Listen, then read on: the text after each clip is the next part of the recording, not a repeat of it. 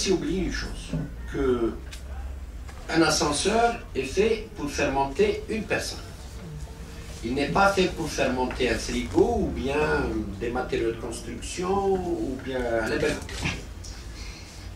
Je vous raconte une anecdote que j'ai racontée à M. Lahri. J'ai été inspecter un ascenseur. Vous savez, la porte de l'ascenseur, elle a un caoutchouc en bas. Quand il fait les va-et-vient, il dit vers un seul côté. Il me sache. La poussière indique. À un moment donné, la porte ne fermait pas. Donc l'ascenseur m'a lâche. J'ai regardé, j'ai fait ça, la poussière. La poussière, c'était quoi? C'était les débris de briques. Si les canards de cousine تاعو يطلع la brique. تراكمت هذيك le débris de briques, bien sûr, le bab ما تنغلقش. Il faudrait aussi que les gens apprennent à utiliser un ascenseur. Il n'y a pas que la filiale de l'ADL qui est en faute. Les boutons poussoirs, ce n'est pas un jeu. L'ascenseur est devenu un parc d'attractions. Il y a un petit peu, c'est un ascenseur qu'il faut sauvegarder. Mais néanmoins, c'est pris en charge par les pouvoirs publics et par l'ADL. C'est un gros problème, on le sait, mais on a pris le taureau par les cornes en préparant un cahier des charges pour ramener, mettre en concurrence les gros ascensoristes mondialement connus, pour la remise à niveau, pour la réfection, l'entretien et changer carrément l'ascenseur, s'il le faut. Donc, on n'a pas laissé tomber nos immeubles qu'on a réalisés. Alors, oui, la question. La Nouvelle République pour ça fonctionne. Ma question, donc, concernant le programme, il est question donc, de reprendre des premiers inscrits en 2001 et en 2002. Monsieur le ministre avait avancé récemment en disant que pour réactualiser les dossiers d'Awahom, parce qu'il s'est passé plus de 10 ans depuis, qu'il était question que donc, ces gens-là aillent réactualiser leur dossier. Et donc, il était question de créer un site. Le site l'ADL, il existe. On peut le consulter. On parlait d'un site internet, d'accord. Le site internet qui nous permet justement d'aller réactualiser le dossier. Ça, d'une part. D'autre part, en ce qui concerne donc les premiers souscripteurs du programme 2001 et 2002, ceux qui sont partis en retraite aujourd'hui, parmi tous ces fonctionnaires, tous ces travailleurs de la classe moyenne, comment, c'est-à-dire les services de l'ADL pensent prendre en charge cette catégorie. Voilà, merci. Merci beaucoup, madame. Concernant les gens à qui un communiqué a été fait, et j'ai même souligné ça à la télévision, que les gens qui sont inscrits en 2001, 2002, mais jusqu'à 2005, il y a aussi des gens qui ont souscrit 2003, 2004, 2005, il ne faut pas les oublier. Ils ne sont pas nombreux, mais la grosse masse c'est 2001, 2002, mais on va les prendre tous ensemble. Pour ne pas faire la bêtise que l'ADL a faite avant. L'ADL actuellement ne peut pas recevoir 5000 personnes d'un coup. Il faut là. Moi, je travaille dans un cadre organisé. Alors, on est en train de préparer, madame. Et ça, il faudrait que vous le mettiez, j'insiste. Parce que le gros problème est celui-là. Il y a beaucoup de rumeurs, beaucoup de gens qui mettent des listes sur Internet et ce n'est pas nous. Donc, il faudrait que vous le mettiez. On est en train de négocier avec le CIRIST une plage horaire, madame. De façon à ce que l'ADL, maintenant qu'elle a un ordre chronologique de toutes les demandes, madame, on va passer par un communiqué dans la presse où c'est l'ADL qui va convoquer les gens, leur donner un rendez-vous avec ce qu'ils doivent actualiser dans leur dossier, madame. Ça sera dans la presse. Et on donnera des rendez-vous aux gens. D'ailleurs, on a commencé matériellement à se préparer au niveau de l'ADL pour recevoir ces gens-là. On a mis des tentes avec des salles d'attente, on va humaniser l'ADL qu'on a diabolisé. On ne peut pas recevoir plus de 1000 personnes par jour maintenant. On recevra ce qu'on pourra recevoir. Ceci dit, ce travail se fera en 3 mois maximum, madame. On mettra les moyens humains et matériels pour aller vite. Beaucoup de gens nous reprochent « Warahad le site, Warahad le site ». Un site, ça se prépare, madame. Ça ne dépend pas que de l'ADL. Ça dépend des serveurs du CIRIS, ça dépend de la plage horaire que le CIRIS veut bien nous accorder pour ne pas être encombré, parce que beaucoup de demandes vont être faites en même temps. Et nous, ce que je peux vous promettre, que dans l'ordre chronologique, les gens seront convoqués. Et on essaiera de convoquer un maximum dans la journée. Dans un premier temps, c'est 200 à 300 personnes, madame. Mais il faut qu'on soit organisé. L'ADL ne peut pas recevoir 2000 personnes en même temps, c'est impossible. Alors, pour rester avec les sites, s'ils existent, bel et bien, ils sont gérés par qui au jour d'aujourd'hui?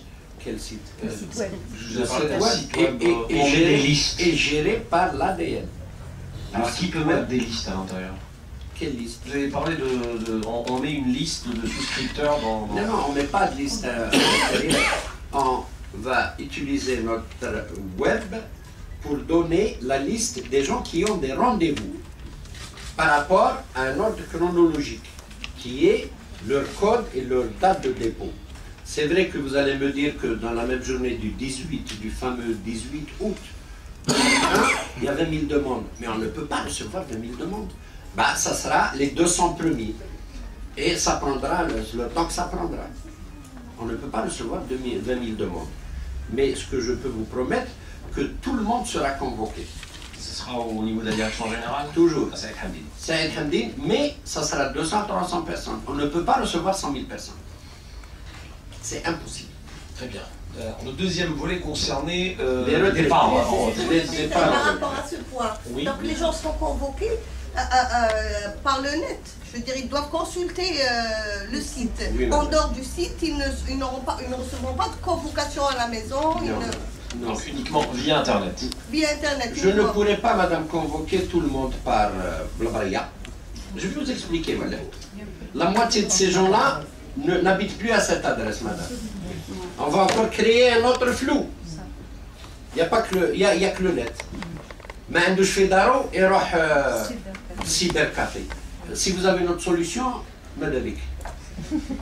Donc apparemment, il y a le... C'est la transparence. Si vous payez comme consultante, monsieur. C'est la transparence et l'organisation, madame. J'insiste sur ça. C'est organisé et c'est transparent. Mais comment on est convoqué par le site? Et ils doivent consulter. Tout souscripteur doit se dire j'ai un site, je dois le consulter parce que je suis le... C'est comme les étudiants qui ont le bac, ils ont un site qui va tout simplement orienter leur...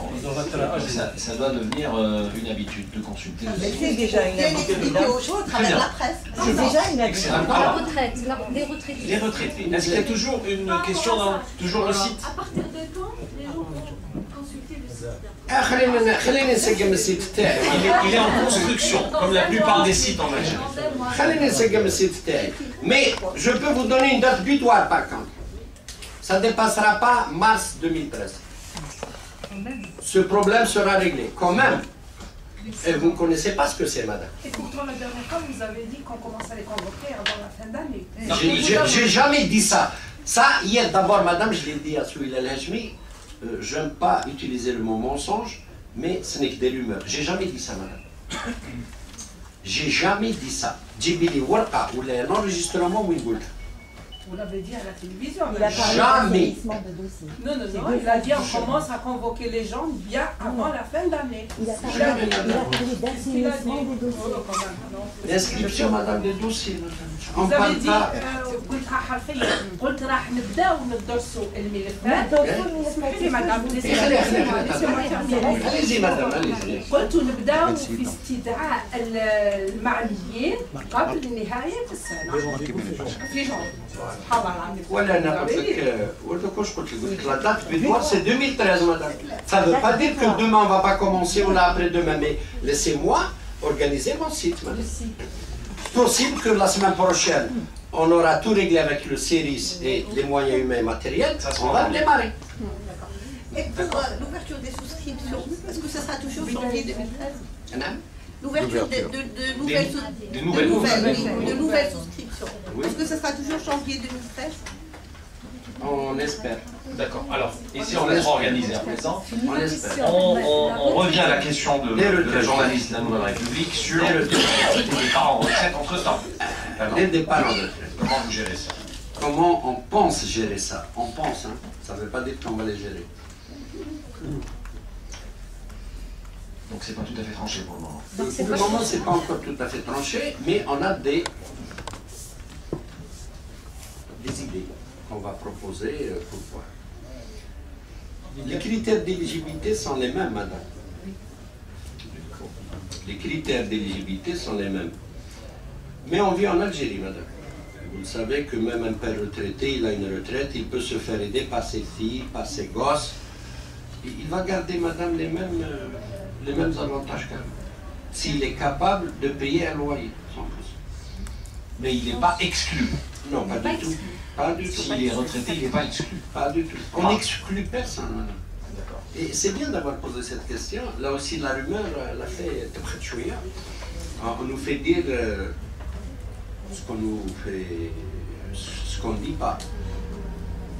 Vous savez, un retraité peut partir à 60 ans, 65 ans. Mais nous, on va jusqu'à 70 ans pour pouvoir laisser le type payer. On écoute, il n'y a pas un retraité ici, en Algérie, qui n'est pas aidé par sa famille. Soit ses filles, soit ses gosses. On lui donne sa chance. S'il peut payer son loyer, nous, on n'en voit aucun inconvénient. Alors, la journaliste de la Nouvelle République a bien fait de poser cette question, puisque finalement, on parle, on va dire, de souscripteurs qui ont changé de statut. Je reste dans le même sillage pratiquement, et je vous dis des souscripteurs qui ont connu une augmentation de salaire. Puisqu'il y a eu des hausses de salaire ces dernières années. Considérable. Considérable, tout à fait. Vous avez parlé d'une limite à l'époque, et maintenant, ça varie entre 70 000 et 108 000 dinars, c'est bien cela. C'est ça. Alors maintenant, pour celui qui a eu, on va dire, la chance d'avoir son salaire augmenté, il était souscripteur en 2001, qu'est-ce que vous faites? Alors, vous le gardez, vous l'orientez ailleurs? Alors, il faudrait savoir que maintenant, il y a 3 segments concernant les logements. Il y a le social locatif, la location-vente et le LPP. Le LPP, c'est le logement promotionnel public. Alors, concernant le logement social locatif, c'est les gens qui touchent moins de 18 000 dinars, vont au social. Les gens qui touchent entre 18 et 108 000 dinars vont à la location-vente. Les gens qui touchent au-delà de 108 000 vont au LPP. Voilà les 3 segments de logement. Pour les gens qui ont eu le malheur ou la chance, ou un malheur au niveau de l'ADL et une chance d'avoir augmenté leur salaire. Tous les gens qui en 2001 étaient touchés moins de, c'était entre 12 000 et 40 000 à l'époque, maintenant les salaires ont augmenté, la strate a augmenté, ils seront automatiquement transférés vers le LPP. Donc vous ne les gardez plus à la décade? Non. Mais ce qu'il faut retenir, nous on essaie de garder la grande masse. Ce n'est pas énormément d'Algériens qui touchent au-delà de 108 000. La grande masse, c'est entre 18 et 108. Nous, on s'adresse à ces gens-là. Maintenant, la petite masse qui dépasse les 108 000 ont la possibilité d'aller vers le LPP. On ne les laisse pas en cours de route.